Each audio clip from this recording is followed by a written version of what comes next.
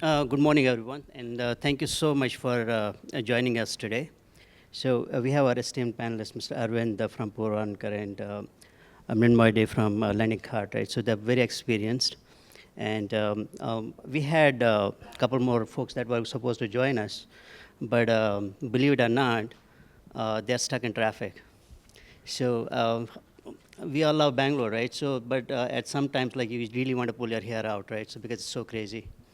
Hopefully, we'll get to hear from them at some other point. But we have wealth of experience in Arvind and Mrinmoy. They're very close friends, and I've known them for a while, right? So, and you cannot have better subject matter experts on this particular topic, which I believe that is everywhere, about basically artificial intelligence, generative AI, LLMs, prescriptive AI, and things like that, right? So everybody is talking about it. And then, of course, all of us have heard about it so much that we have been kind of inundated with the kind of information that we have received. A lot of it has been extremely useful, and we have been able to basically leverage all the functionality and all the features that we actually have from this thing. And it has helped us actually achieve a massive amount of efficiency in our operations. It has given us new ways of innovating things. And, but it also has not been without its fair share of challenges.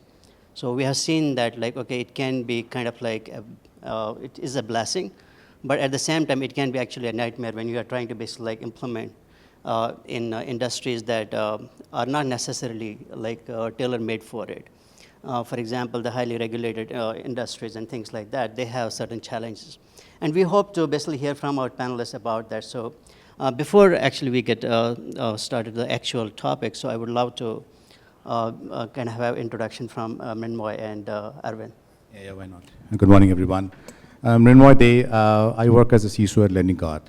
I've got around 19 years of experience. Worked across diverse geographies and verticals, in, working in the FSI sector, energies and utilities, telecom, managing, complex risk assessment engagements, worked with Wipro, IBM, Accenture.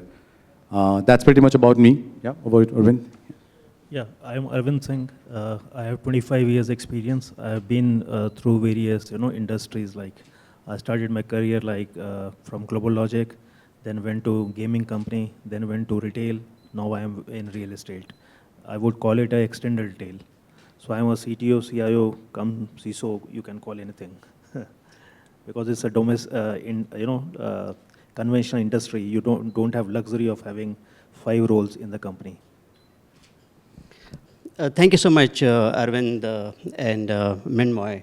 So, so to begin with, I think it's very important to have a common understanding of what exactly we are talking about. So you will hear different versions when it comes to basically AI.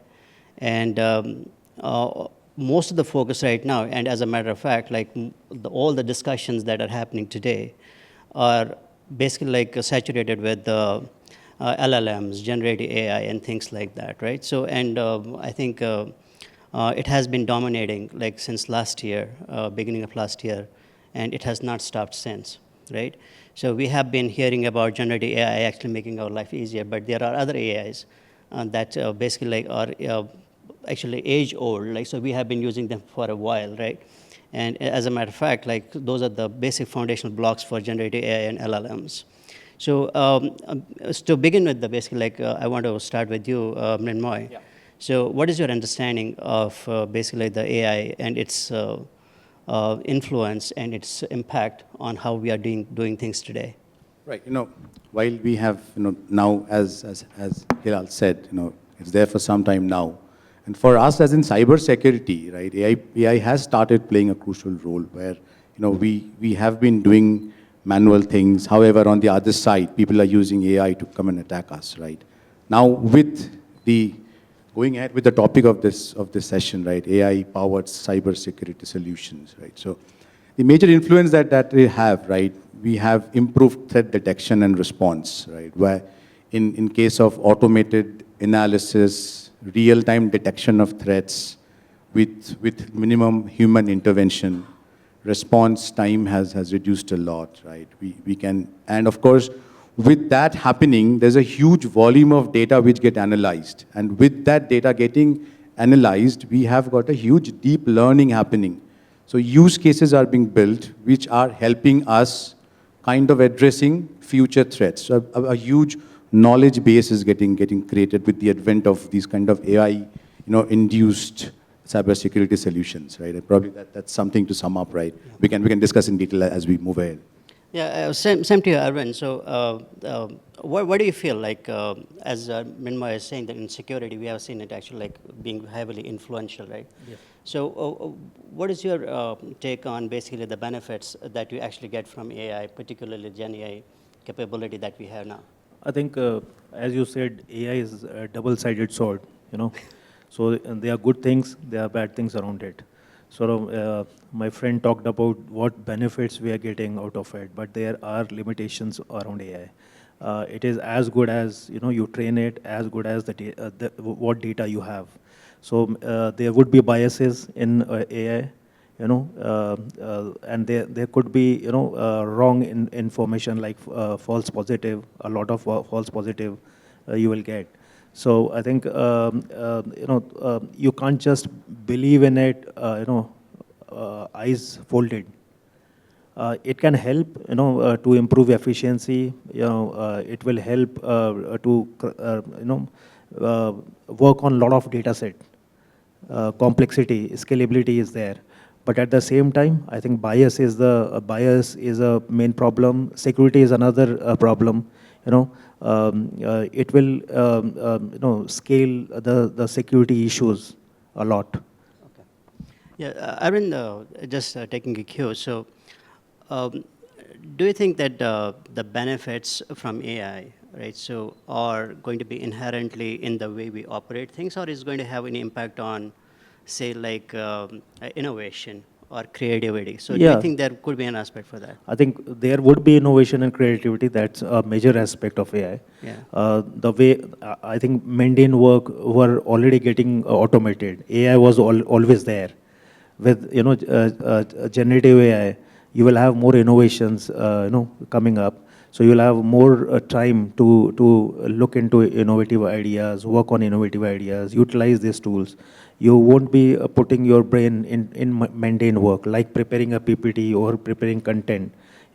And when you analyze data from security perspective, you can't be seeing the data 24/7. So your generative AI models will help you to understand data, flag the nuances, and yeah, welcome. So I think innovation is the main aspect. Very nice. So we have Dr. Devang Shah just join us, and it's so great to see you. Yeah, thank you. I mean, it's incredible that the traffic was basically kind enough to let you go. Yeah, it was terrific, but yeah, I finally reached. Yeah. So, Thanks for joining, by the way. Thank so you, we were thank just you. talking about basically the benefits and basically what exactly are we thinking in terms of AI, right? In particular in cybersecurity, like what exactly it is. Do you have any perspective, I mean, in terms of AI being highly basically important for anything that we have to do in cybersecurity? Yeah, so AI is definitely very much important, and as yeah, we are like part of the startup, we have already included a lot of AI related things into cybersecurity. So there are two aspects of this. One thing is like if you are running SOC, then just I will give you example of SOC. So in the SOC, lot of alerts are there, lot of false positives are there. So basically you can create the intelligence over there, and anyway machine learnings are there already supported. So if you take that output and just integrate it with the ChatGPT or some LLM model, then it is possible. Also, there are Llama and Llama 2 are the Llama 3 are there in fact. So if you integrate it with that, then we can create automated emails and we can reduce a lot of human effort. Second thing is other part is the people who are basically learning this AI and they are good into that. They can do a lot of wonders, like they can actually in fact reduce work of 5 people. So one person who is expert in AI, they can do the work of 5 people. That is what we have seen till now. So, yeah. Thanks, Devam. Mrinmoy, coming to you, right? So you mentioned earlier that it's going to be like some of the things that you have seen, particularly AI being impressive, is at like something like threat detection and response. I would like to understand, and for the benefit of everybody, right? So is there anything that we need to keep in mind with respect to basically technical integrations or challenges when we have to achieve those kind of efficiencies? Right. I mean, as we say, in information and cybersecurity, data is of utmost importance for us, right? So when we do integration, and when actually, adding to what others have said, right, for all of these kind of AI-powered cybersecurity solutions especially, it's important the data sets that we pick up and what kind of, inherent models we build. The models that we use to create those AI solutions should be absolutely foolproof, right? Because when integrations happen, there is always a chance, because we need to only absorb the data which is required. That's also important from a privacy standpoint as well, and adding to regulatory compliance, which becomes important for us, right? Yeah, exactly. I had to kind of like endorse you there, right? So I was in RSA like last month, and um, I could not believe, like, so there were like more than like 500 vendors like who were actually like saying that AI powered cyber SOC or AI powered threat detection and response, right? And you could not like literally distinguish one solution from another, but at the same time, each of them was very, very effective. So saying that like there is enough field for everybody to operate in that respect, right? So, and one of the things, Minmay, I think is important, and please feel to kind of like interject. So do you think that it's easy to adopt at an industry-wide scale, or do you think there are going to be like specific use cases? See, adopting this is fine, but there are basics which we cannot forget, right? For example, having encryption of data while at storage, right? So like we say, we will use homomorphic encryption. Then we talk about privacy, differential privacy that we need to adopt, right? So these are some of the, and also having auditing, transparency built everywhere, right? So these are some of the basic things that we would still need to do as we kind of go ahead and implement, develop these kind of solutions. Developers also need to understand that the algorithm which is built on very good data sets. Right. So Arvind, same thing to you. You are from real estate, right? So where do you see basically the challenges in adopting AI? I think from security perspective, I think basics are same for any industry. But AI use cases would be industry specific. So I don't think security aspects will change industries to industry, but use cases will do. I think the biggest problem is, your data privacy is the biggest problem. Like, you would be exposing your data to a model, that model is sitting inside your house or it is on cloud. So that's a big question. Then the data set on which you are training, that how accurate that data set is, what kind of accuracy you are getting from applying AI. That is another concern, because if your trial data is corrupt, or if some ingestion happened, some fraudist ingested something in the trial data, then your whole training goes for a toss. Right. So Devam, just extending the same to you, right? So think about like what he was saying, that there are going to be inherent challenges when you're trying to basically adopt AI in your organization or in an industry, right? So from your perspective, like, so are there going to be any technological basically challenging, or any operational challenges, or any kind of logical challenge that you think are going to be really important for us to keep in mind before we start adopting any of the AI variants? No, this is awesome. Like, because I have been closely working with AI, and we are world's first AI-enabled classroom technology. So we have integrated AI into all of our modules, and also we are automating a lot of things in the IT and security. So first of all, technical challenge is lot of hallucination. So yes, definitely we talk a lot of positive things about AI, but the thing is, like, even if you ask me, can I trust 100% on the AI? The answer is still no, because the thing is, lot of hallucination is there, and sometimes what it says like it is totally out of box, nobody has thought, and it's totally illogical. So still human intervention is required, and we need to check like, okay, whether this is perfect or not. Definitely they are also improving, AI is definitely improving, and we need to create the wrappers around AI rather than, I believe, creating your own AI algorithm. We need to create the wrappers, we need to learn, we need to be with it. But technology, that is one challenge. And how we solve it, like even though a lot of works are done by AI, we need to at least have some manual intervention and see, at least at this point. Maybe after 1 year, 2 years, it get in that evolved, and we can 100% trust on that and do 100% automation. So that is one thing. The second thing is the user awareness, because yes, maybe we are from the technical, mostly technical point of view, but when we deal with our customers, they are the end users. So still end users, like as we are into education sector, the teachers, the students are aware, but teachers are not. So they need to understand like exactly what is happening, and they need to have proper understanding on the prompts and all those things. So yeah, so that is one thing. Yeah, Arvind, please go ahead. Like use cases we were talking about, industry specific could be like, I am using AI for analyzing the audio recording. So, where there are various touch points to interact with customers. So is the brand communicated right? Is the information which is shared is right? Are we taking the discussion in a right manner? So, why the conversion is falling for a person, why it is not working for another person, So all those analysis earlier was happening using people. So people used to listen audios. So if you have to listen 1,000 audios a day, it becomes a tough task, Then we have applied AI and trained the AI to understand what we want from, how we want the discussions to happen. That is helping us a lot, Right. So it is helping us with the training needs of the EMM team, call center, training needs of sales team. It is helping us to understand what people are looking for, customer side of it also. I might be selling a villa, maybe luxury flat, but they might, the most of lot might be looking for a budget flat, Maybe they might be interested in a locality which is different than what we are trying to launch. Right. So there, I think AI has a lot of value. Then AI, I think generative AI specifically has a value in customer service. Yeah. So no, mostly if you call any call center for your customer service, maybe credit card or something, you are put on hold for long, and then answers to your questions are not there.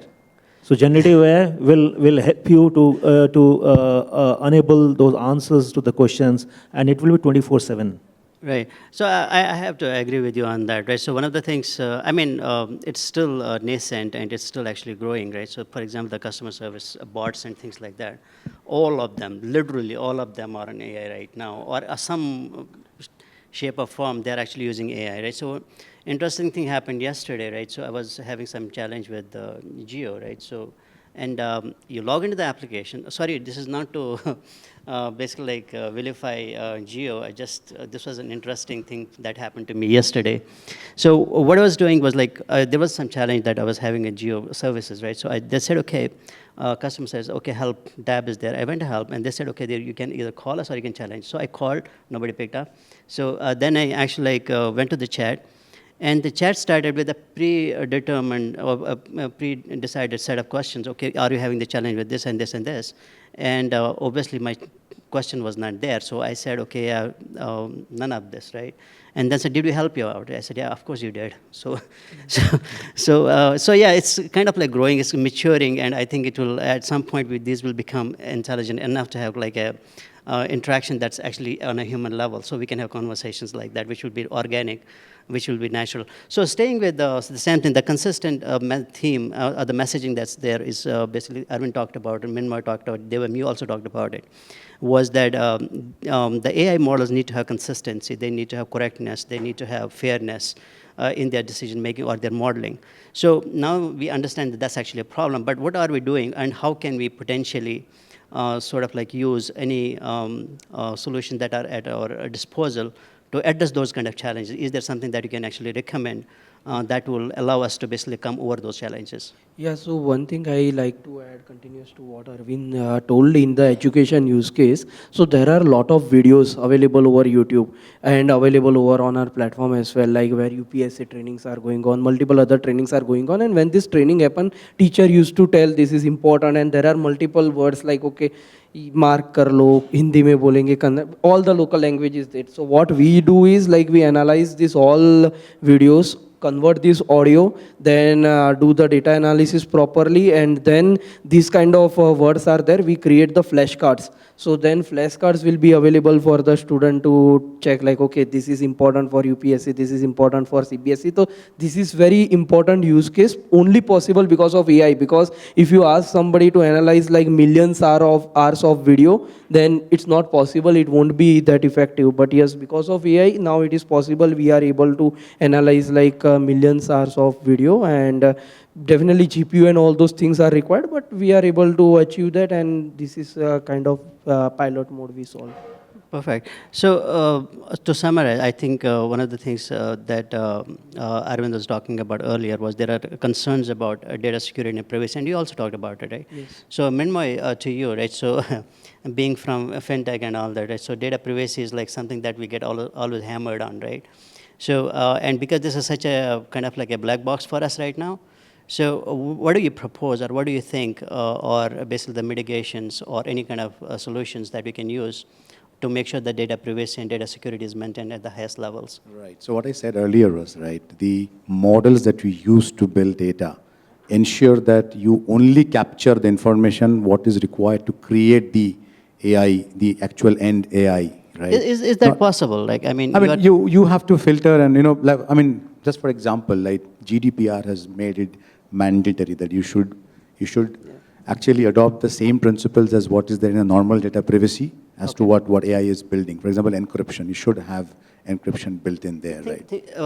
So, Minmo, I think about this, right? So, we had recently, like a couple of weeks back, right? So, we had a very frightening scenario, right? So, I think it was scary for me, at least.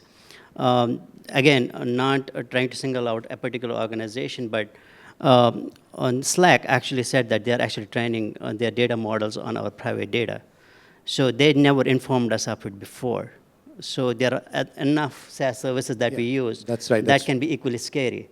Right? So what do you do about that? That's what Arvind initially told, right? Limitations of AI, right? So it's also important to build indigenous AI models, not to give too much into the AIs which are available out there in the market, right? So you build on top of that, use as much as varied data sets that you can, collect data from all data sources, because at present what we're doing in the AI world is we're still building. We've not even gone there, as you said a couple of minutes back, right? So it will take time for us to go there. We don't know when we go there. But we have to keep absorbing those information to create more good data sets. Otherwise, and of course, in the cybersecurity world, a lot of solutions that we use, SOC you mentioned, right? A lot of alerts come in, DLP solutions, a lot of sensitive data can actually flow through those DLP solutions, right? Customers, users, health information, very sensitive financial information. If I'm giving too much into the AI, there's a risk that all that gets consumed, and what you said, right? I mean, outputs can actually get sensitive information exposed. Yeah. So, Arvind, coming to you, right? So, where do you see us going from here, right? So, one thing is for sure that we need to kind of like work on this maturity and things like that, and see adoption actually increasing, right? In terms of basically the real world applications, right? So, where do you think it's going to go, right? So, do you think it's going to have an impact on just the customer experience side, or do you think that it's going to have a massive influence on everything that we do? I think it will have impact on everything we do. It will not be just limited to customer experience. We just touched on security. It will have impact in security also. Only thing is, it will mature, it will evolve. It requires a lot of fine-tuning. So, example I gave, we are using a platform for audio analysis. Yeah. There also, one team is happy about it, another team is, no, it's not working for me because it requires a lot of training, and my people have to train. Right. So that acceptance, or that is important. So it's not a plug and play thing. Correct. You have to fine tune. to work with your models. Absolutely. So Devam, same thing, right? So in terms of industry adoption, particularly for cybersecurity tooling and all that, right? What is the prevalence of AI going to be in cybersecurity? It's irreplaceable. Definitely, AI will be there. Like it's just started, and it will definitely be very integral part of the cybersecurity. That is for sure. Because lot of work in the cybersecurity, if you see, that is very repetitive and manual work. So that those all work can be definitely automated. But as I told, some technical challenges are there that will be eventually resolved. It is not like that it will be there forever. So some of the challenges will be there. This that will be resolved, and definitely a lot of new opportunity will be open, as Mrinmoy told correctly, like AI, huge privacy issues are there. Whenever we don't know what kind of data when we are sharing, then what happens to that data. So if you go into AI, there are two things. One thing is like you directly consume the AI model which is trained on the data, or you take the model, deploy in your organization and train on your data. So this is a totally new opportunity. Like okay, you or you can also take some Llama 3 or something open source model which is trained on billions of data set, deploy in your organization, train on your data, and totally isolated from the internet. So the data won't go outside, and then once it is trained, then it becomes your proprietary. Then you can create lot of wonders with that. So yes, this kind of new opportunities definitely come, and as privacy and all those challenges are there, so according to the challenges, new roles, new responsibilities, new things will be introduced. Perfect. Thank you, Devam. So coming to you, Mrinmoy, right? So I think one of the things that actually is always going to be important when we are actually thinking of adoption of AI is basically the investment that we make into it, right? So everybody gets concerned, like, okay, how much does it take for us to basically like either basically subscribe to an AI model or build AI model. So there's going to be both money involved as well as effort involved, right? So both of them are not going to be like something that you can easily get from the board and all that. So how difficult do you think, and how do you justify saying that, okay, we are going to get the investment that we need, and also have people who have enough skills to basically like make a better use of those tools? Right. I mean, tricky question, I must say, right? But however, it's important for us to adopt. And, the approach might not change. We can still probably go ahead and explain to the right people and say that, it is, as Devam said, it's irreplaceable, but there has to be a mix of human intervention coupled with AI adoption, and all depends on what the strategy and organization or our industry has. Arvind said, there are certain things which could be very, very industry specific. That's where investments will differ, right? So, yeah. I mean, no answer to that in that say, so, but that's all.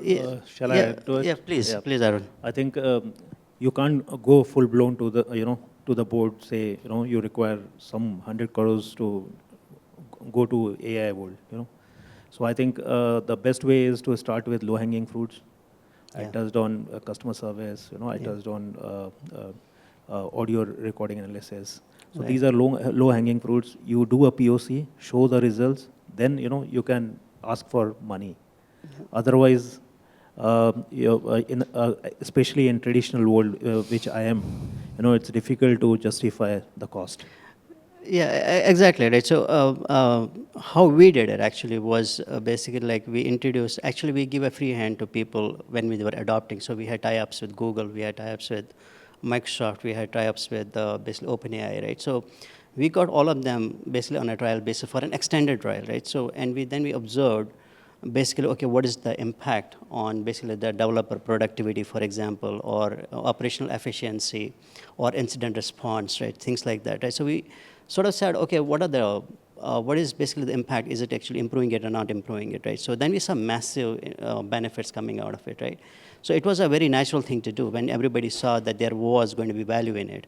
So it was easy to basically kind of say that, okay, we are going to use some amount of basic investment to be made into this. And that's how we actually justified the ROI. But it did work out, right? So, but it's not necessary that it will work out in every scenario. So some of the tools that you are going to build for customers or for your own organization may require a little bit more due diligence, right? So, Devam, so one final question to you, right? So there's going to be enough skill shortage, and there's going to be like people who are going to be not necessarily very well basically informed about the AI decision making, right? So how do you actually address that kind of challenge? Yeah, so this is as Arvind mentioned few like some minutes back in the starting. It's the concept is same like risk. Even if the traditional, it's a risk versus what kind of rewards or what kind of money is involved. So now we need to have proper analysis. So we need to have both side of understanding like what is the business thing like based on the industry sectors. Like if it is education sector, then okay, if we introduce AI, then how many customers, end customers, because business come from them. So how many end customers are going to utilize that? And based on that, what is the investment we are doing? Like if we are investing some $1 million, then whether it is worth or we want to subscribe. Now, if you want to go to subscribe, then maybe our data goes to the different vendors, Microsoft, Google, all. So are we okay with that, or we want to build our thing? So this is entirely risk versus thing for the organization. Yeah, I think you're absolutely right. So when we are trying to basically address the skill gap in the industry, so it's always going to be a question of whether we have a homegrown talent or we need to outsource some of those Correct. things, right? And that's when we become a little bit more skeptical, like, okay, how exactly this is going to work out? So in terms of skill shortage and things like that, I think they're going to be there. And so it's also- important for the education awareness that you just talked about. And also it's like a security, like a security is a responsibility of everyone. Even you are developer or sales guy, you need to understand what is basic security. AI will be like that. You are, whichever role you are, you need to understand AI. That is, yeah, there can be certain AI engineers who are expert into that, but at least basic knowledge of the artificial intelligence should be, like everyone should know, even at the CEO level or at the developer level or at the sales engineer level. Everybody Perfect. needs to understand. So I'm being basically like signaled that our time is already over, way over. So thank you so much for this incredible discussion. So I think it was very helpful. And I hope that the discussion was helpful for the audience as well and the participants as well. So thank you so much for joining us. Like I do believe that personally that now adoption of AI is going to be irreversible. If somebody is actually going to fight against it, particularly in cybersecurity, it's going to be a losing battle. So it is better to basically align ourselves with basically the technology trends that are going on. So thank you so much. If and we can take a couple of questions at most. So if Yes, we anybody- can take one question.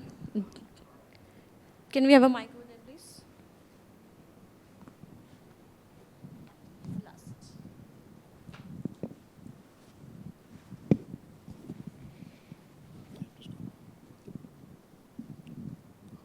Thank you. I think that was a great discussion. I just have one specific question in terms of AI being understanding the emotions of people, right? So I think we talked about it. But just to give an example, so everybody sitting here, how many of them are interested? How many are them in actually understanding what you're saying? What do they kind of put forward? You know, how do they take your information back? So that kind of emotions and thinking cannot be captured through AI. That's one thing that probably AI really cannot replace humans. So that's my point of view. I think I just want to know if you guys have thought about it from your respective, say for instance, you know, even Purvankara or Prestige. You know, how do you know when you chat with customer, for say, as you said, you know, you're looking for a specific product in a specific region. How do you know that, you know, as a customer, I'm looking at a specific location? Although I might not be typing it into your application, but I would like to know, how do you think that AI can be far more intelligent from today so that they understand emotions and the thought process of the human without intervention? That's a good question. I think everybody knows emotions can't be handled through AI today. No, it may happen in future, but today it can't be. We can just understand the discussion, maybe grab the keywords, you know, which has come during the discussions. We can understand positive notes, negative notes, you know, those analysis we can do. But emotions are something which are not understandable through AI. You touched on AI can not replace a human. That is true. AI will not replace human, but it will replace human who don't understand AI or don't align with AI. And also, we should have AI platforms which have more deep learning involved. So as and when you learn, you get closer to that to kind of give as much as, you know, good response as possible. Of course, we can't replace that with emotions, but then having deep learning will probably, you know, help us get somewhere closer to that. Yeah, thank you. Thank you so much. So the thing is like it is not possible to cover everything in this session, but yeah, we all are closely working in AI. So definitely, if in case of any question or something, you can touch based on us, and also you can add, or we can connect over the professional network. That's right. Perfect. Thanks. On that note, we kind of like conclude this. So thank you again. Oh, we have one more question. Yeah. So, okay, yeah, please. Sure. So I think this discussion that was going on, the tug of war between security and experience, I think what you guys were talking about. So when you guys see your companies from far off, from the higher level, how do you see which is more important for the organization? Is it the experience? Because you are talking about your experience with Geo, you are talking about experiences, how we can restrict it to the organization. Then security is also a very primary factor. So how to have an uncompromised solution that can handle the situation of the experience? I think experience is the key, you know. You can have security, but security has to be, in a way, it should not hamper experience. The business, you know, surrounds around customer experience or employee experience.